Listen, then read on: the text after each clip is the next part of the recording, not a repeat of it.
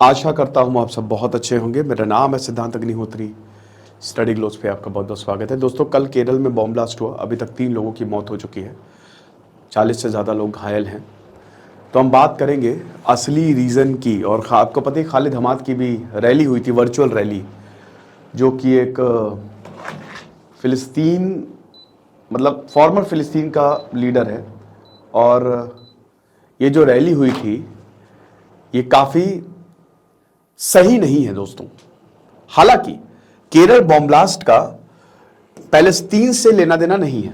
Okay, मतलब ऐसा नहीं है कि केरल बॉम्ब ब्लास्ट पैलेस्तीन की वजह, जो प्रो पैलेस्टीनियन रैली उसके वजह से नहीं हुआ है। यहां बिल्कुल ही अलग रीजन है।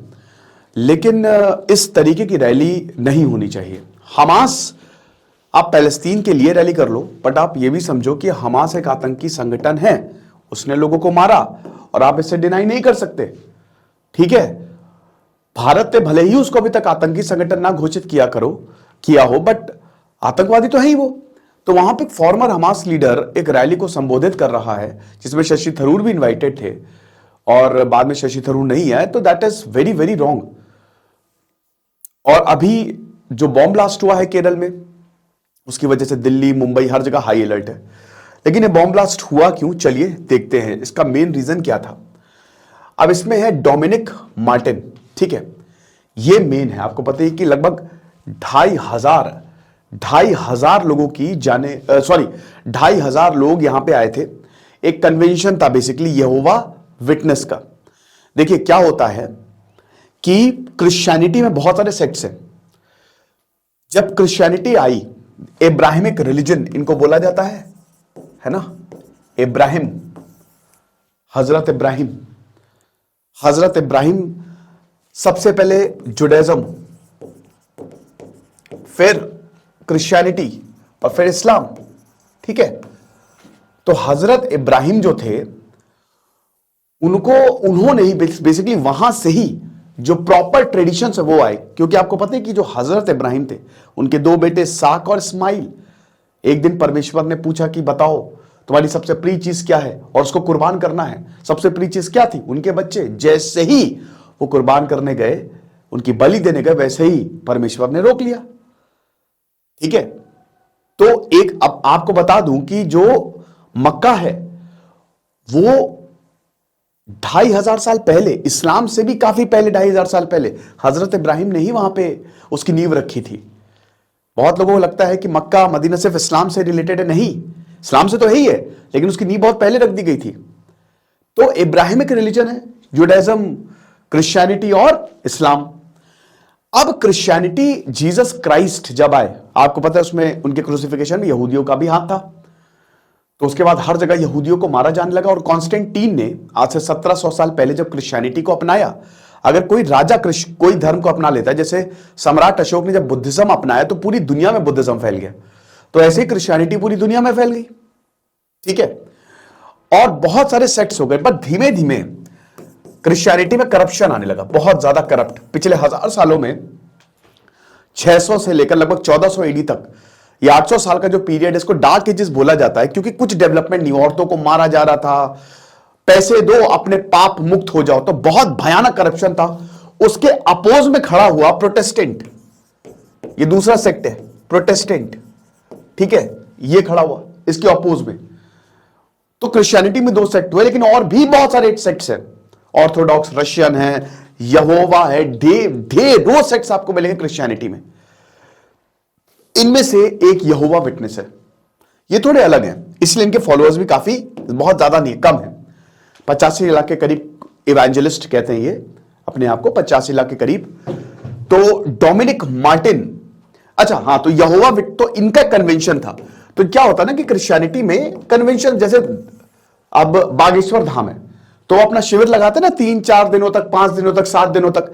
ऐसी क्रिश्चियनिटी में भी कन्वेंशन होते हैं। और भारत में right to freedom of religion है, आर्टिकल 25 से लेकर 28 तक। कोई दिक्कत नहीं है, हर कोई यहां पे अपने धर्म को प्रचार प्रसार करने के लिए सही है। पाकिस्तान में होता अब तो उड़ा दिए गए होते। ठीक है, पाकिस्तान में सब बैन है, पाकिस्तान में सब डरते हैं। यहां पे जो क्रिश्चियंस, जो धर्म गुरु हैं, उनके जो चैनल्स आते हैं ना सुबह सुबह, उन पे भी रोक है। तो यहां पे हुआ क्या कि कन्वेंशन था, काला मसारी में, एर्नाकुलम में 2,500 से ज्यादा लोग आए। सुबह 9:30 बजे प्रेयर स्टार्ट हुई। यहां पे बहुत सारे आई विटनेस ने काफी कुछ बनाया है, बताया, आंखें बंद की, और भयानक ब्लास्ट देखने को मिलता है, एक के बाद एक, हर तरफ धुआं धुआं। काफी बच्चे भी थे उसमें। 3 लोगों की मौत हुई, 40 से ज्यादा लोग घायल हुए। इतनी ज्यादा नेगेटिविटी। तो इसी नेगेटिविटी को कम करने के लिए हमने ये शानदार जो कोर्स है पर्सनालिटी डेवलपमेंट का, ये बनाया है। ठीक है, तो इसको जरूर अवेल करें। आज लास्ट डेट है सेल की। तो अब हुआ क्या कि जब ब्लास्ट हुआ 9:30 बजे सुबह, तो सब पहला ब्लास्ट था आईईडी एक्सप्लोसिव, टिफिन में बॉम्ब था। तो हर कोई इधर उधर भाग रहा है, क्या हो गया, ये क्या। एक के बाद एक यहां पे फिर ट्वीट्स आना शुरू हुए, बयान आना शुरू हुए। पिनरई विजयन, हर कोई परेशान, हैरान। हाई अलर्ट जारी हो गया बड़े बड़े शहरों में, यूपी में, दिल्ली में, मुंबई में। क्या किया जाए, तो अब हम क्या करें। अब उसके बाद हम ये देख रहे हैं कि थोड़ी ही देर बाद जो मेन कल्प्रिट था डोमिनिक मार्टिन, उसने अपने आप को सरेंडर कर दिया। डोमिनिक मार्टिन जो कि लगभग 57 साल का, भी इसकी प्रॉपर उम्र हमको नहीं पता, बट इनके जो लैंडलॉर्ड हैं बताएंगे डोमिनिक मार्टिन कौन है। उसने बताया कि लगभग 57 साल का ही होगा ये। तो इसने एक वीडियो निकाला और अभी ये पुलिस कस्टडी में है। वीडियो में इसने क्या बोला, ध्यान से देखिएगा, सुनिएगा, और आपको फिर सारा खेल समझ में आ जाएगा। वीडियो में इसने बोला कि मैं इस यहोवा विटनेस कम्युनिटी का मेंबर रहा हूं पिछले 16 सालों से, लेकिन मैंने ये रियलाइज किया है कि ये एक तो एंटी नेशनल है और मैं इसको सही करना चाहता हूं। ये रेडी ही नहीं है इसके लिए। मैंने कई बार बोला कि सही करो अपने प्रिंसिपल्स को, जो तुम पढ़ाते हो। इन्होंने मुझे अनसुना किया। तो ये एक रॉन्ग आइडियोलॉजी है और मैं इसके खिलाफ खड़ा हूं। ये छोटे छोटे बच्चों के दिमाग में नफरत भर रहे हैं। इनफैक्ट ये दूसरों से मिठाई नहीं लेते हैं। ये मिठाई द सेंस की प्रसाद, आपको पता है ना, कि मतलब they are very closed community. National anthem नहीं गाते, इस पे केस भी हुआ था 1985 में। ठीक है, अभी मैं उसकी भी बात करूंगा। डिफेंस सर्विस ये नहीं ज्वाइन करेंगे। बाकी ये सब पूरी दुनिया में, पूरी, ये सिर्फ भारत में नहीं, पूरी दुनिया में ये लोगों को बताते हैं कि दुनिया खत्म हो जाएगी इसी में, ये आर्मगेडॉन में, कि दुनिया खत्म होने वाली है और किंगडम ऑफ जीसस वही आएगा, किंगडम ऑफ गॉड वही आएगा और यही रहेंगे। तो अब हम क्या करें ऐसे लोगों से जो हमारे सबको बर्बाद कर रहे हैं, पूरी दुनिया को बर्बाद कर रहे हैं। मुझे सॉल्यूशन नहीं दिखा, इसलिए मैंने ये किया, बट ये बहुत गलत है। ये क्या है, चाह के आप छोटे छोटे बच्चों को मार दोगे, ब्लास्ट कर दोगे। अब जाहिर सी बात है दिमाग इसका खराब है। अब डोमिनिक मार्टिन है कौन, पहले समझिए। डोमिनिक मार्टिन के एक बीवी है, एक बच्चा है, एक बेटी है, एक बेटा है। और मतलब इसके इर्द गिर्द जो लोग हैं उनको विश्वास ही नहीं हुआ कि ये ऐसा कैसे कर सकता है। 2 व्हीलर है इसके पास, एक दुकान है, और ज्यादा दोस्त नहीं है, लेकिन ज्यादा एनिमी, कोई एनिमी नहीं है इसका। इनके जो लैंडलॉर्ड है वो एकदम सरप्राइज्ड कि इतना डिसिप्लिन्ड बंदा सुबह उठता था। ये 5 साल पहले यहोवा कम्युनिटी से हट गया, चला गया ये, फिर उसके बाद वापस आया अभी 2 महीने पहले, फिर वे गल्फ गया, फिर इसके बेटी को डेंगू हो गया तो वहां से वापस आया। सुबह सुबह इसने ये बोला 5 बजे कि मैं जरा जा रहा हूं अपने दोस्त क्या थम्मन में मिलने। तो पत्नी ने बोला हाँ बिल्कुल चले जाओ, और उसके बाद ये हुआ, फिर इसका वीडियो आ गया। अब जैसे ही इसका वीडियो आया तो पत्नी जो है वो टेंशन में एकदम भागी रोते रोते कि अब इसकी वजह से हमको झेलना पड़ेगा। और दूसरी चीज कि मतलब बर्बाद हो गए हम सब, क्या करें। कभी सोच ही नहीं सकता कि ये ऐसा करेगा, कर दिया उसने। लेकिन तो सबसे पहले यहोवा विटनेस है कौन। यहोवा विटनेस की बात करें तो ये क्रिश्चियंस हैं। ठीक है, याद रखिएगा, क्रिश्चियन के ही एक सेक्ट है। बहुत सारे मैंने बताया ना क्रिश्चियंस के ग्रुप्स है, सेक्ट ग्रुप आप एक ही, तो उनका ही, उनमें से ही एक ग्रुप है यहोवा विटनेस। यहोवा आपको याद है ना कौन है ये, यहूदी भी इन्हीं भगवान को मानते हैं। ठीक है ना। तो ये होली ट्रिनिटी क्या है, होली ट्रिनिटी का कंसेप्ट है, सबसे इंपॉर्टेंट है क्रिश्चियनिटी में। एक फादर है और उसका बेटा है, कौन, जो स्पिरिचुअल वर्ड आप कहते हैं ना, स्पिरिचुअल, ये वर्ड यहीं से आया है। अध्यात्म कहो, स्पिरिचुअल, स्पिरिचुअल का बड़े स्पिरिचुअल है भाई। ये एक्चुअली में यहां से आया है, वेस्ट से आया है, क्रिश्चियनिटी से आया है। तो ये Holi spirit, this is the, ये है ट्रिनिटी, फादर, उसका बेटा जीसस क्राइस्ट और होली स्पिरिट। ये इसको नहीं मानते हैं, they do not believe in this Trinity. ये बताते हैं कि यहोवा जो है that is the one true and almighty God. अब जीसस को मानते हैं ये, बट यहोवा को ये सबसे बड़ा मानते हैं, ही इज द क्रिएटर। और यही अब्राहम, मूसा और जीसस के पिता हैं, भगवान है, सॉरी।